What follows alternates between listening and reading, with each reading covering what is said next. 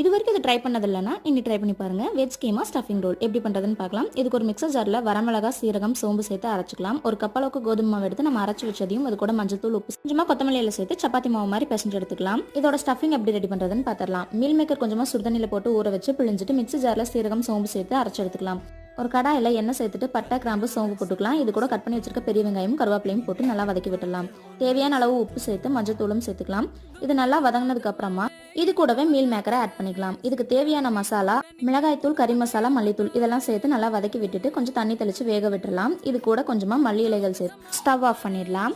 எடுத்து வச்சிருக்க சப்பாத்தி மாவை பால் மாதிரி பிடிச்சிட்டு சப்பாத்தி எப்படி திரட்டுவோமோ அதே மாதிரி திரட்டி தோசைக்கல்ல போட்டு திருப்பி எடுத்துக்கலாம். கொஞ்சம் தாராளமாக எண்ணெய் சேர்த்தோம்னா சாஃப்டாக இருக்கும். இது கூட ஸ்டஃபிங்கையும் மேலே வச்சு மேலே இன்னொரு சப்பாத்தியும் வச்சு க்ளோஸ் பண்ணிடலாம். க்ளோஸ் பண்ணி மறுபடியும் தோசைக்கல்ல வச்சு திருப்பி எடுத்தோம்னா சூப்பரான veg keema stuffing roll ready ஆயிடுச்சு. மஸ்ட் ட்ரை பண்ணி பாருங்க. இந்த மாதிரி வீடியோஸ்க்கு சேனலை சப்ஸ்கிரைப் பண்ணி ஃபாலோ பண்ணிக்கோங்க.